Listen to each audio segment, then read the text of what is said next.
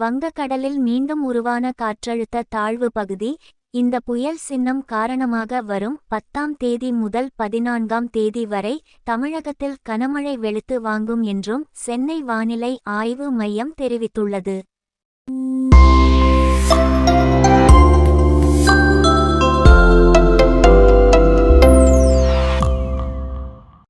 தமிழகத்தில் வடகிழக்கு பருவமழை தீவிரமடைந்துள்ளது.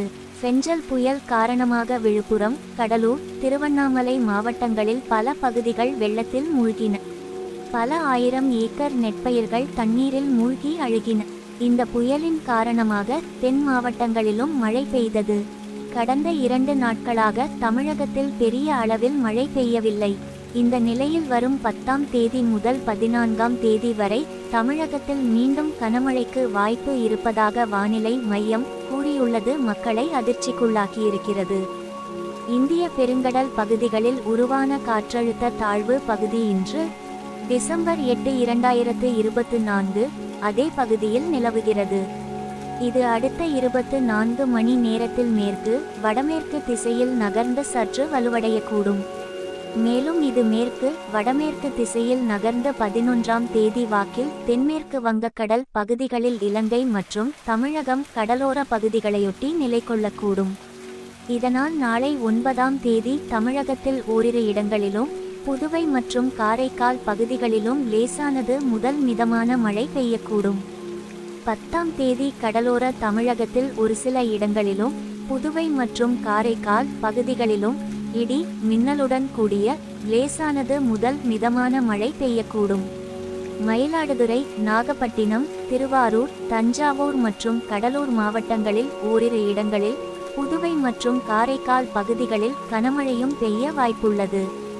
11ஆம் தேதி கடலோர தமிழகத்தில் அநேக இடங்களிலும் கடலூர், மயிலாடுதுறை, நாகப்பட்டினம் மாவட்டங்களில் ஓரிரு இடங்களில் காரைக்கால், காஞ்சிபுரம், செங்கல்பட்டு, விழுப்புரம், கள்ளக்குறிச்சி, அரியலூர், பெரம்பலூர், திருச்சிராப்பள்ளி, தஞ்சாவூர், புதுக்கோட்டை மாவட்டங்களில் ஓரிரு இடங்களில் காரைக்கால் மற்றும் புதுவையில் இடி மின்னலுடன் கூடிய கனமழையும் பெய்ய வாய்ப்புள்ளது.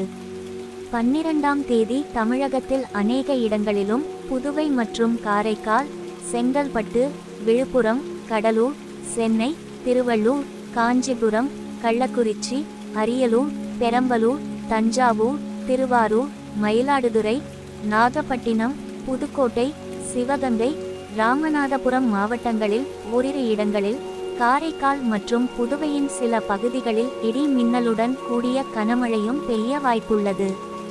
13ஆம் தேதி தென்தமிழகத்தில் அநேக இடங்களிலும் புதுவை மற்றும் காரைக்கால் பகுதிகளிலும் லேசானது முதல் மிதமான மழை பெய்யக்கூடும்.